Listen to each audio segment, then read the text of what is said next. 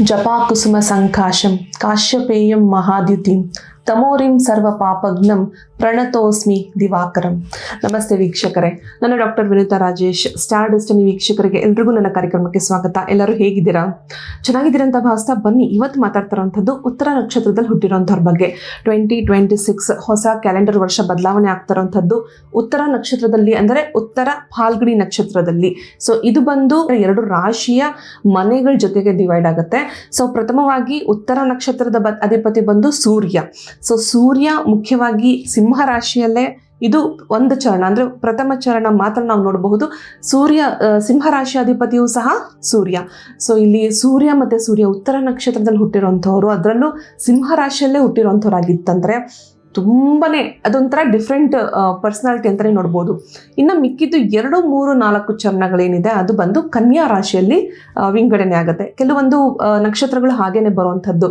ಕೆಲವು ಪಾದಗಳು ಒಂದು ರಾಶಿ ಮನೆಯಲ್ಲಿದ್ರೆ ಕೆಲವು ಪಾದಗಳು ಇನ್ನೊಂದು ರಾಶಿ ಮನೆಯಲ್ಲೇ ಅದು ಡಿವೈಡ್ ಆಗಿರುತ್ತೆ. ಸೊ ಅದು ನೀವು ನೋಡ್ಕೋಬೇಕು. ಹೇಗೆ ನಿಮ್ಮ ಡೇಟ್ ಆಫ್ ಬರ್ತ್ ಟೈಮಿಂಗ್ಸ್ ಪ್ರಕಾರವಾಗಿ ನೀವು ಹಾಕಿದ್ರೆ ಎಕ್ಸಾಕ್ಟ್ ಆಗಿ ಆ ಒಂದು ಪಂಚಾಂಗದಲ್ಲಿರಬಹುದು, ಅಥವಾ ಈಗೆಲ್ಲ ನಿಮಗೆ ಗೂಗಲಲ್ಲಿ ಅಥವಾ ಪ್ಲೇಸ್ಟೋರಲ್ಲೆಲ್ಲ ತುಂಬ ಆ್ಯಪ್ಸ್ ಸಿಗುತ್ತೆ. ಯಾವ್ದಾದ್ರು ಒಂದು ಆ್ಯಪಲ್ಲಿ ನೀವು ಡೌನ್ಲೋಡ್ ಮಾಡಿನೂ ಸಹ ನಿಮ್ಮ ಡೇಟ್ ಆಫ್ ಬರ್ತ್ ಟೈಮಿಂಗ್ಸ್ ಎಲ್ಲ ಹಾಕಿ ನೀವು ಚೆಕ್ ಮಾಡ್ಬೋದು. ನಿಮ್ಮ ಯಾವ ರಾಶಿ ಬರುತ್ತೆ, ಯಾವ ನಕ್ಷತ್ರ ಬರುತ್ತೆ, ಯಾವ ಚರಣ ಬರುತ್ತೆ, ಯಾವ ದಶಾಭುಕ್ತಿ ನಡೀತಿದೆ, ಇಷ್ಟೆಲ್ಲ ಬೇಸಿಕ್ ಅಂತೂ ಕ್ಲೀನಾಗಿ ನಿಮಗೆ ಗೊತ್ತಾಗ್ಬಿಡುತ್ತೆ.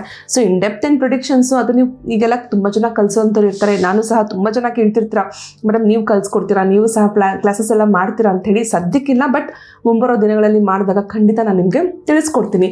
ಸೊ ವಿಶೇಷವಾಗಿ ಈ ಒಂದು ಉತ್ತರ ನಕ್ಷತ್ರ ನಾನು ಹೇಳಿದೆ, ಸಿಂಹ ರಾಶಿಯಲ್ಲಿ ಹುಟ್ಟಿರುವಂಥವ್ರದ್ದು ಕೆಲವು ಕ್ಯಾರೆಕ್ಟರಿಸ್ಟಿಕ್ಸು ಕನ್ಯಾ ರಾಶಿಯಲ್ಲಿ ಹುಟ್ಟಿರುವಂಥವ್ರ ಕ್ಯಾರೆಕ್ಟರಿಸ್ಟಿಕ್ಸ್ಗೆ ಮ್ಯಾಚ್ ಆಗೋದಿಲ್ಲ. ಅಂದರೆ 2, 3, 4 ಚರಣಗಳು ತುಂಬಾ ಡಿಫ್ರೆಂಟ್ ಆಗಿ ವರ್ಕ್ ಆಗುತ್ತೆ. ಉತ್ತರ ನಕ್ಷತ್ರ ಒಂದನೇ ಫಸ್ಟ್ ಚರಣ ಏನಿರುತ್ತೆ ತುಂಬಾ ಡಿಫ್ರೆಂಟ್ ಆಗಿರುತ್ತೆ. And very very very dedicated ನಕ್ಷತ್ರ ಅದು ಉತ್ತರ ನಕ್ಷತ್ರ. ಸಿಂಹ ರಾಶಿ ಸೂರ್ಯನಿಗೆ ಸಂಬಂಧಪಟ್ಟಿರುವಂಥದ್ದು, ಉತ್ತರ ನಕ್ಷತ್ರ ಸೂರ್ಯನಿಗೆ ಸಂಬಂಧಪಟ್ಟಿರುವಂಥದ್ದು.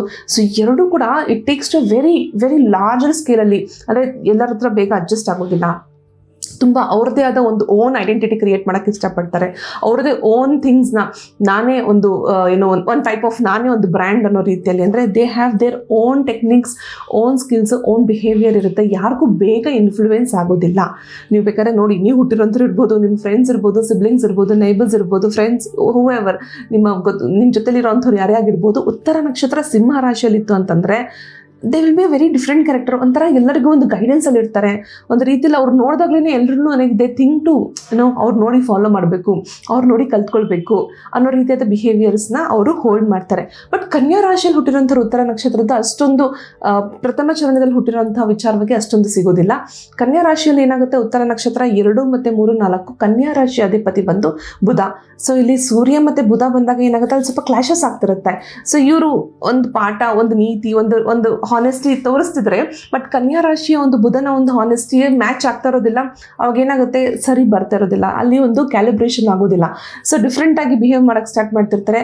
ತುಂಬ ಉತ್ತರ ನಕ್ಷತ್ರದ ನಾನು ನೋಡಿದ್ದೀನಿ, ತುಂಬ ಜನ ಮೆಮೊರಿ ಲಾಸ್ ಸಿಚುವೇಶನ್ನ ತುಂಬ ಎಕ್ಸ್ಪೀರಿಯನ್ಸ್ ಆಗ್ತೀರಾ. ಅದೊಂಥರ ಸಡನ್ ಮೆಮೊರಿ ಲಾಸ್ ಅಂತ ಹೇಗೆ ಹೇಳ್ಬೋದು. ಲೈಕ್ ನಿಮಿಷಕ್ಕೆ ಹೊರಟೋಗುತ್ತೆ. ಏನು ಯೋಚನೆ ಮಾಡ್ತಿರ್ತೀರಾ, ಏನು ಥಿಂಕ್ ಮಾಡ್ತಿರ್ತೀರಾ, ಅದು ನಿಮಗೆ ನೆಕ್ಸ್ಟ್ ಮೂಮೆಂಟ್ಗೆ ಗೊತ್ತಾಗೋದೇ ಇಲ್ಲ. ಅಂದರೆ ಏನು ಮಾಡ್ತಿದ್ದೆ ನಾನು, ಮರ್ತೋಗ್ಬಿಡ್ತೀರಾ. ಸೊ ಆ ರೀತಿ ತುಂಬಾ ಕ್ಷಣಿಕ memory loss. But it doesn't mean that ಹಂಗಾರೆ ನಾವು ಮರ್ತೋಗ್ತೀವಿ ಆ ಥರ ಅಂತಲ್ಲ. ಬಟ್ ಆ ಒಂದು ಕ್ಷಣಿಕವಾಗಿ ಏನೋ ಒಂದು 2-3 ಥಾಟ್ಸ್ ನಿಮ್ಮ ಮೈಂಡಲ್ಲಿ ಓಡ್ತು ಅಂತಂದರೆ ಫಸ್ಟ್ ಥಾಟ್ ಏನಿತ್ತು ಅದು ನಿಮಗೆ ನೆನಪೇ ಇರೋದಿಲ್ಲ. ಏನು ಯೋಚನೆ ಮಾಡಿ ನಾನು ಎದ್ದೆ, ಏನು ಯೋಚನೆ ಮಾಡಿ ನಾನು ಹೊರಗಡೆ ಹೋದೆ, ಈ ರೀತಿ suddenly you will become a memoryless. ಅದೇ ಒಂದು 2026 ಸಹ ಒನ್ ಆಫ್ ದ ಪಾಯಿಂಟ್ ಅಂತಲೇ ಹೇಳ್ಬೋದು. ಸೊ ಈ ಅಕ್ಷರಗಳು ಅಂತ ಒಂದು ಹೇಳ್ತೀನಿ ನಾನು, ಯಾಕೆಂದರೆ ಈ ನೇಮ್ಸ್ ಈಗ ನೀವು ಎಷ್ಟೋ ಸಲ ಅನಿಸುತ್ತೆ ರಾಶಿ ನಕ್ಷತ್ರ ನನಗೆ ಗೊತ್ತಿಲ್ಲ ಮ್ಯಾಮ್, ಯಾಕಂದರೆ ಡೇಟ್ ಆಫ್ ಬರ್ತ್ ಟೈಮಿಂಗ್ಸ್ ನನ್ನ ಹತ್ರ ಇಲ್ಲ. ಸೊ ಈ ಅಕ್ಷರಗಳಲ್ಲಿ ನಿಮ್ಮ ಹೆಸರಿತ್ತು ಅಂತಂದರೆ ಟೆ, ಟೋ, ಪಾ ಮತ್ತು ಪಿ. ಸೊ ಈ ಅಕ್ಷರ, ಯಾಕೆಂದರೆ ಪಿ ಅಂತ ಬಂದ ತಕ್ಷಣ ಎಲ್ರಿಗೂ ಗೊತ್ತಾಗ್ಬಿಡುತ್ತೆ ಕನ್ಯಾ ರಾಶಿ ಅಂತ ಹೇಳಿ. ಬಟ್ ಟೆ, ಟೋ, ಪಾ, ಪಿ. ಇಲ್ಲಿ ಟೆ ಬಂದು ನಿಮಗೆ ಸಿಂಹ ರಾಶಿಯಲ್ಲಿ ವಿಂಗಡಣೆ ಆಗುತ್ತೆ, ಅಂದರೆ ಪ್ರಥಮ ಚರಣಕ್ಕೆ ಉತ್ತರ ನಕ್ಷತ್ರಕ್ಕೆ. ಸೊ 2, 3, 4ಕ್ಕೆ ಟೋ, ಪಾ ಮತ್ತು ಪಿ ಈ ಅಕ್ಷರಗಳಲ್ಲಿ ಹೆಸರಿಡಬೇಕು. ಸೊ ಬೇಸಿಕಲಿ ತುಂಬ ಜನ ನಾನು ಹೇಳ್ತಿರ್ತೀನಿ, ನೀವು ಹೊಸದಾಗಿ ಮಗು ಹುಟ್ಟಿದಾಗ ಏನು ಹೆಸರನ್ನ ಇಡಬೇಕು, ಯಾವ ರೀತಿ ಹೆಸರನ್ನ ಫಾಲೋ ಮಾಡಬೇಕು. ಐದರ್ ಯು ಫಾಲೋ ಆಸ್ಟ್ರಾಲಜಿ ಅಂತ ಅಂದಾಗ ಡೇಟ್ ಆಫ್ ಬರ್ತ್ ಟೈಮಿಂಗ್ಸಲ್ಲಿ ಬರುವಂತಹ ರಾಶಿ ನಕ್ಷತ್ರ ಚರಣಕ್ಕೆ ಬರುವಂತಹ ಲೆಟರ್. ಇಲ್ಲ ಮ್ಯಾಮ್ ನ್ಯೂಮರಾಲಜಿಕಲಿ ಡೇಟ್ ಆಫ್ ಬರ್ತ್ ಪ್ರಕಾರವಾಗಿ ಯಾವ ಒಂದು ಲೆಟರ್ ಇಟ್ಟರೆ ಇವರಿಗೆ ತುಂಬ ಒಳ್ಳೆಯದಾಗುತ್ತೆ. ಇವರ ಆರೋಗ್ಯ, ಆಯುಸ್ಸು, ಅಭಿವೃದ್ಧಿ ಪ್ರತಿಯೊಂದು ಕೂಡ ಹೇಗೆ ಇನ್ಕ್ರಿಮೆಂಟ್ ಅಂದರೆ ಹೇಗೆ ಸಕ್ಸಸ್ಫುಲ್ ಆಗುತ್ತೆ ಹೋಗುತ್ತೆ, ಹೇಗೆ ಪ್ರಾಸ್ಪರಿಟಿಗೆ ಹೋಗುತ್ತೆ, ಅದ್ರ ಪ್ರಕಾರ ನೀವು ನ್ಯೂಮರಾಲಜಿಕಲ್ ಇಡ್ಬೋದು. Definitely there will be a clash, ಯಾಕೆಂದರೆ ಅಸ್ಟ್ರಾಲಜಿಕಲಿ ಬರೋಂತಹ ಲೆಟರ್ ನ್ಯೂಮರಾಲಜಿಕಲಿ ಬರೋದಿಲ್ಲ. ಸೊ ಹಾಗೆಯೇ ನ್ಯೂಮರಾಲಜಿಕಲ್ ಬರೋವಂಥದ್ದು ಅಸ್ಟ್ರಾಲಜಿಕಲಿ ಬರೋದಿಲ್ಲ. ಬಟ್ ವಾಟ್ ಯು ಫಾಲೋ, ಯಾವ್ದು ಇಂಪಾರ್ಟೆಂಟ್ ಮ್ಯಾಮ್, ಯಾವ್ದು ಇಟ್ಟರೆ ತುಂಬ ಒಳ್ಳೆಯದು. But I would definitely suggest numerology ಹೋಗಿ, ತುಂಬ ಚೆನ್ನಾಗಿ ವರ್ಕ್ ಆಗುತ್ತೆ. ಕನ್ಯಾ ರಾಶಿಯಲ್ಲಿ ಹುಟ್ಟಿರುವಂಥ ಉತ್ತರ ನಕ್ಷತ್ರಕ್ಕೆ ಯಾವಾಗಲೂ ಒಂದು ಕನ್ಫ್ಯೂಷನ್ ಮೈಂಡ್ ಇರುತ್ತೆ. ಸೊ ಏನು ಮಾಡಬೇಕು, ಒಂದು ಡಿಟರ್ಮಿನೇಷನ್ ಅಂತ ಇರೋದಿಲ್ಲ, ಒಂದು ಡಿಸಿಷನ್ ಮೇಕಿಂಗ್ಗೆ ಸಾಧ್ಯ ಆಗೋದಿಲ್ಲ. ಸೊ ಇದು ಯಾವಾಗಲೂ 2026 ನಿಮಗೆ ದ್ವಂದ್ವ ಆವಾಗಲೂ ಕೂಡ ನಿಮಗೆ ಅದು ಕ್ರಿಯೇಟ್ ಆಗುತ್ತೆ. There will be lot of confusion, there will be lot of ಏನು ಮಾಡಬೇಕು, ಮತ್ತು ಆ ಗ್ರಹಗತಿಗಳ ಆ ಒಂದು ಟೈಮಲ್ಲಿರುವಂಥ ಟ್ರಾನ್ಸಿಟ್ಸು ಕೂಡ ನಿಮ್ಗೆ ಅದೇ ರೀತಿಯಲ್ಲೇ ಸಮಸ್ಯೆ ಮಾಡ್ತಿರುತ್ತೆ. ಏನು ಮಾಡಬೇಕು, ಯಾವ ರೀತಿಯಾದ ಒಂದು ಡಿಸಿಷನ್ ತೊಗೊಳ್ಬೇಕು, ಯಾವ ಒಂದು ಇದನ್ನು ತೊಗೊಂಡ್ರೆ ತುಂಬ ಒಳ್ಳೆಯದಾಗುತ್ತೆ ಅಂತ ಹೇಳಿ ನೀವು ಯಾವಾಗಲೂ ಒಬ್ಬರನ್ನ ಗೈಡೆನ್ಸ್ನ ಸೀಕ್ ಮಾಡಲೇಬೇಕಾಗತ್ತೆ. ಸೊ ಅದೇ ರೀತಿ 2026 ಸಹ you will get a good mentor. ನಿಮಗೆ ಒಂದು ಒಳ್ಳೆ ವ್ಯಕ್ತಿ ಸಿಗ್ತಾರೆ, ಒಂದು ಗೈಡೆನ್ಸಲ್ಲಿರುತ್ತೆ. ಪ್ರಾಪರ್ಟಿ ವಿಚಾರವಾಗಿ ತುಂಬ ಚೆನ್ನಾಗಿ ತೋರಿಸಿದೆ, ವೆರಿ ಗುಡ್ ಅಂತ ಹೇಳ್ಬೋದು. ಮಕ್ಕಳು ಓದ್ತಾ ಇರೋವಂಥವ್ರು, ಎಜುಕೇಷನ್ ಮಾಡ್ತಿರೋಂಥವ್ರು ಉತ್ತರ ಫಾಲ್ಗುಣಿ ನಕ್ಷತ್ರದಲ್ಲಿ, ಉತ್ತರ ನಕ್ಷತ್ರ ಅಂತ ಶಾರ್ಟ್ ಆಗಿ ಕರೆಯುವಂಥದ್ದು, ಓದ್ತಾ ಇರೋಂತಹ ಮಕ್ಕಳಿಗೂ ಸಹ ತುಂಬ ಒಳ್ಳೆಯ ಸಮಯ ಅಂತಲೇ ಹೇಳ್ಬೋದು. ಸ್ಪೆಷಲಿ ಏನಾದರೂ ಗೌರ್ಮೆಂಟ್ ಜಾಬಿಗೆ ಕ್ರ್ಯಾಕ್ ಮಾಡ್ತಿದ್ರೆ, ಕಾಂಪಿಟೇಟಿವ್ ಎಕ್ಸಾಮ್ಸಿಗೆ ಕ್ರ್ಯಾಕ್ ಮಾಡ್ತಿದ್ರೆ, it's a very good time. Continue ಮಾಡಿ, ನೀವು ಪ್ರೋಗ್ರೆಸ್ ಹೋಗಿ. ತುಂಬ ಜನ ಹೋಲ್ಡ್ ಮಾಡ್ತೀರಾ, ಮಾಡಲಾಬೇಡವಾ, ಮುಂದಿನ ವರ್ಷ ಚೆನ್ನಾಗಿದೆಯಾ ಇಲ್ವಾ, ಮಾಡಲಾಬೇಡ. ಉತ್ತರ ನಕ್ಷತ್ರದಲ್ಲಿ ಹುಟ್ಟಿರುವಂಥವ್ರು ಖಂಡಿತ ನೀವು ಕಂಟಿನ್ಯೂ ಮಾಡಬಹುದು. ಆನ್ಸೈಡ್ ಆಪರ್ಚುನಿಟಿ ಸ್ವಲ್ಪ ಹತ್ತಿರಕ್ಕೆ ಬಂದು ಮಿಸ್ ಆಗೋದು ರೀತಿಯಲ್ಲಿ ತೋರಿಸ್ತಿದೆ. ಹೆಲ್ತ್ ಇಶ್ಯೂಸೇ ಒಂದು ಮೇನ್ ಕನ್ಸರ್ನು ನಿಮ್ಮ ಒಂದು 2026 ವಿಚಾರದಲ್ಲಿ ಹೇಳಬೇಕು ಅಂದರೆ. ಹೆಲ್ತ್ ಇಶ್ಯೂಸಲ್ಲಿ ತುಂಬಾ ಅಂದರೆ ಒಂದು ರೀತಿಯಲ್ಲಿ ಬ್ಯಾಕ್ ಪೇಯ್ನ್ ಕಾಣಿಸ್ಕೊಳ್ಳೋವಂಥದ್ದು, ಮೈ ಕೈ ನೋವು ಕಾಣಿಸ್ಕೊಳ್ಳೋವಂಥದ್ದು. ಸೊ ಈ ರೀತಿಯಾದ ಒಂದು ಪದೇ ಇಟ್ಸ್ ನಾಟ್ ಲೈಕ್ ಓಕೆ ಯಾವಾಗಲೂ ನಮ್ಗೆ ಬರ್ತಿರುತ್ತೆ ಮ್ಯಾಮ್, ಬಟ್ ಪದೇ ನಿಮ್ಗೆ ಅದು ಕಾಣಿಸ್ಕೊಳ್ತಾ ಇರುತ್ತೆ ಏನೋ ಒಂದು ರೀತಿ. ಬಟ್ ಚೆಕ್ ಮಾಡಲಿ, ಏನು ಮಾಡಿದ್ರೆ ನಿಮ್ಗೆ ಏನಂತ ಗೊತ್ತಾಗ್ತಿರೋದಿಲ್ಲ.